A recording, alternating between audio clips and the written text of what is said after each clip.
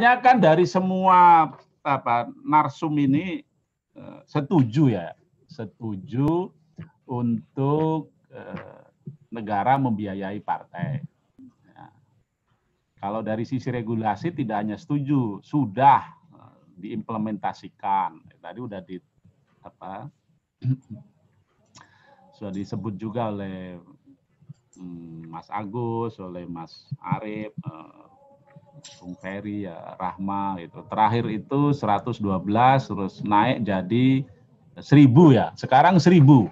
112 per suara, sekarang 1000 per suara.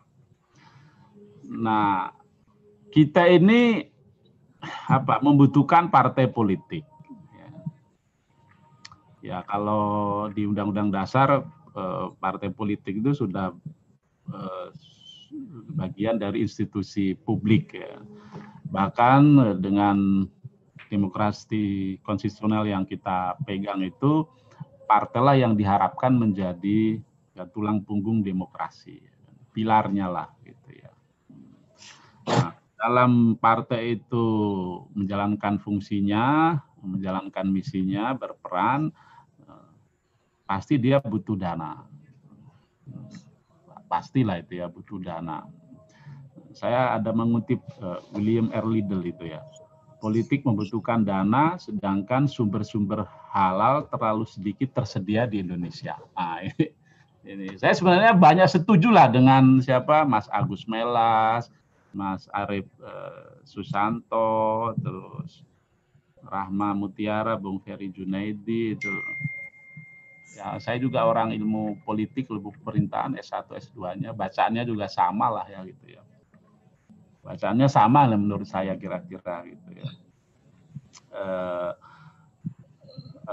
Lalu bagaimana sekarang kita ya kan membuat agar dana partai politik itu makin halal gitu ya, makin halal, makin legal gitu ya.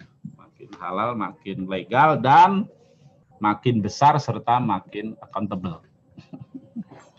Itu kan tidak ada yang tidak setuju toh. Setuju. Ya tidak ada kan, setuju semua, tapi di situ letak persoalannya. Gitu. Nah, memang ya ideal itu ya dari anggota atau dari simpatisan, itu yang ideal. Tapi tidak hanya di negara kita ya, di negara-negara lain pun mengandalkan sepenuhnya dari anggota, dari simpatisan itu tidak bisa diharapkan secara maksimal, dan kenyataannya memang tidak bisa maksimal. Gitu ya. Kalau kita mau mengandalkan dari swasta ya, dari corporate funding ya, kita nanti akan timbul persoalan ya. Partai yang menjadi institusi publik lalu menjadi tulang punggung demokrasi, pilar demokrasi, nanti jangan-jangan quote and quote dibajak oleh kepentingan korporasi ya kan.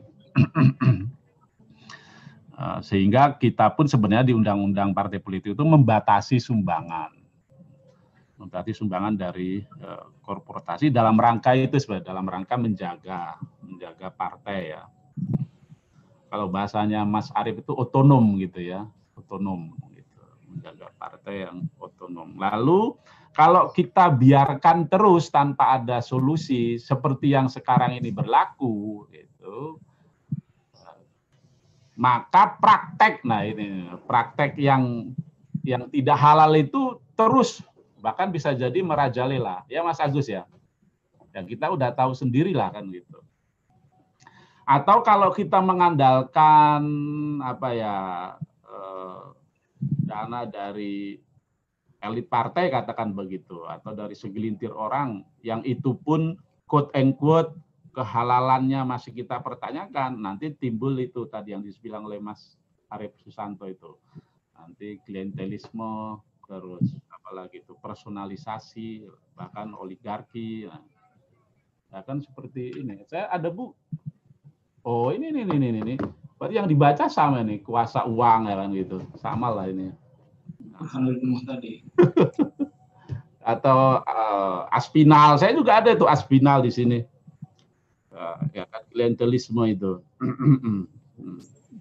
Nah, menurut saya ya tidak jauh beda sama teman-teman sebenarnya ya. Cara apa yang bisa kita lakukan ya? Ya jalan tengahnya public funding gitu ya. Itu jalan tengahnya menurut saya. Dan itu sudah direspon oleh KPK, direspon oleh Bappenas, tadi Mas Arief ya bilang itu. Bahkan sebelum itu, saya selalu bilang itu, ekonom kita itu, Afiliani, sudah pernah menyatakan, kalau perlu 1% dari APBN, beliau bilang kalau nggak salah ya, 1% itu untuk partai. Untuk partai. Hanya memang perlu ada syarat seperti yang dibilang oleh Mas Arief itu. Syaratnya nanti di undang-undang itu dibuat rigid betul upaya kita untuk melakukan modernisasi partai, termasuk upaya kita untuk membuat pengelolaan keuangan partai dan akuntabilitas keuangan partai itu supaya ketika diberi lebih besar oleh public funding itu partai pun ikut berubah gitu. Jadi tidak perlu menunggu seperti yang dibilang Mas Arief itu ya kan.